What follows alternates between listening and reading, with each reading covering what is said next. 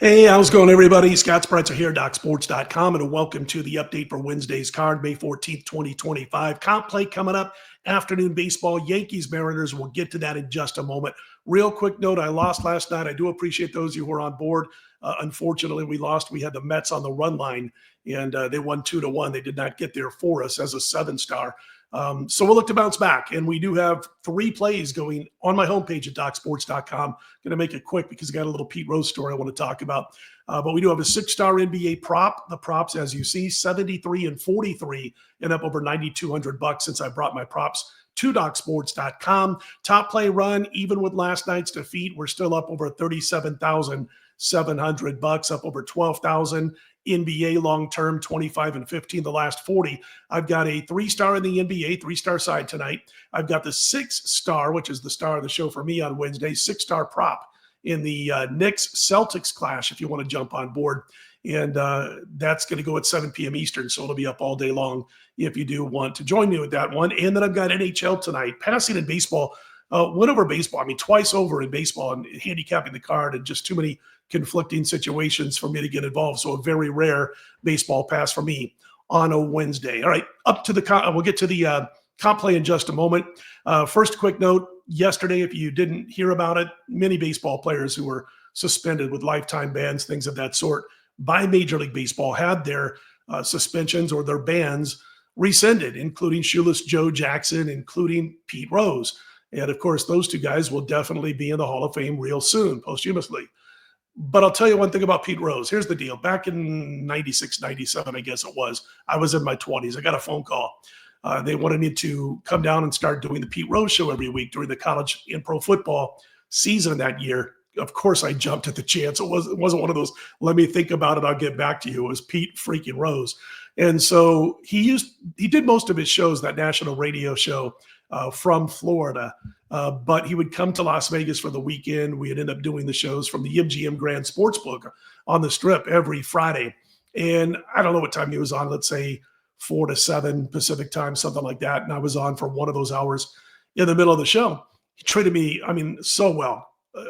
You wouldn't expect that somebody of his stature, a pro athlete with what he had done and nobody else had done ever in the history of baseball, treat you just like he's known you for his life, like an equal. And I had a fantastic time, man, obviously. And it was funny because he'd let me get in on interviews also. And that's where I got my start. I mean, I was in radio doing some local Las Vegas TV and radio and doing handicapping shows in my early 20s. And so anyway, we're doing the show, and he had me on, and he'd let me do part of the interviews with him. He'd always start it off, and I would jump in. And there was a running back, not going to say his name, but he did play for Georgia and back in the day. And he came on the Pete Rose show. It was supposed to be about a 10-minute interview for the whole segment before going to a break. And about 3 minutes into it, we couldn't make heads or tails of what this particular running back was trying to say. I mean, you want to talk about possibly the originator of the word salad. He was it. And I'll never forget not understanding hardly anything this guy said as he was having a rough time putting sentences together. And Pete just looked at me and he went, what the, you know what? And he did one of these. And he immediately cut off the interview. It was like, okay, thanks a lot for joining us. Goodbye. And back into handicapping games. But what Pete would do, I never saw him bet on sports the whole time I was there, not kidding. But he would bet on horse racing from time to time while we're doing the show. So that was always fun because I would jump in also and bet on the ponies a little bit too. I was more of a horse player back then even than I am now. So it was pretty cool, but just a great time. We never talked about his ban from Major League Baseball when I was sitting next to him all those times, all those weeks during the football season. And I'll never forget, it was probably January of 97 or 98. And he was either Peter, his producer, gave me a call and they were like, we can't do the show anymore because, well, Pete could no longer talk from a sports betting angle. And because he was trying to get back in the good graces of baseball and attempting to get into the Hall of Fame, obviously. But obviously that did no good while he was still alive. But anyway, it's good to see that it has been rescinded, even though he's not here to enjoy his moment in the sun. But he will be in the Hall of Fame sooner than later, along with obviously Shoeless Joe Jackson. But yeah, he called, I remember it was like January of 97 or 98, right at the start of the NFL playoffs, and said we can't do the gambling angle anymore, which is kind of funny when you consider how things have how things have evolved when it comes to the world of sports betting, radio and TV since then over the last 25 to 30 years. Now it's commonplace, obviously. So anyway, thanks for checking out my little thoughts about Pete Rose. Like I said, treated me like $1 million, and able to sit next to the great Pete Rose every week during that football season. If I'm having a couple of signal problems, I'm having some service issues tonight, and I apologize for that, but it usually only lasts for a couple of seconds. Let's get to the comp play for tonight. It is the matchup between the Yankees and the Mariners, actually at 4:10 p.m. Eastern, 1:10 p.m. Pacific out here on the left coast.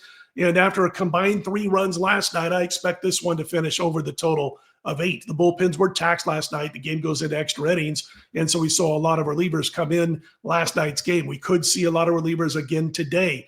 Will Warren is going for the Pinstripers. He's lasted a grand total of 36 innings and 8 starts, way under 5 innings pitched per start. And this could be a situation where we either see a lot of the pin or Warren has to take one for the team if Seattle's bats get a little hot in this one. Warren has a hefty hard hit and a hefty barrel rate percentage.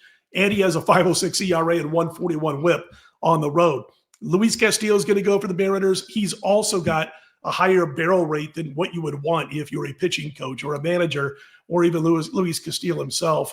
And that whip is nothing special on the season thus far for Luis Castillo.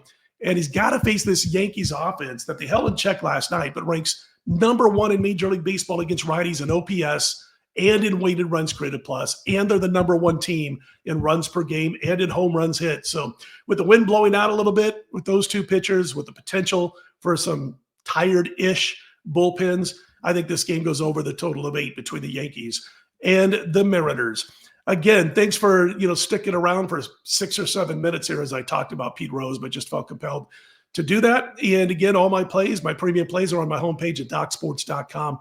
Great runs. Let's keep it going. Appreciate you guys tuning in every single day. And also want to say, if you don't mind, click on that thumbs up and be sure to subscribe. We do appreciate it. I'm Scott Spreitzer, DocSports.com. Let's put them in the win column, and I'll be right back here late Wednesday night, early Thursday with my next report.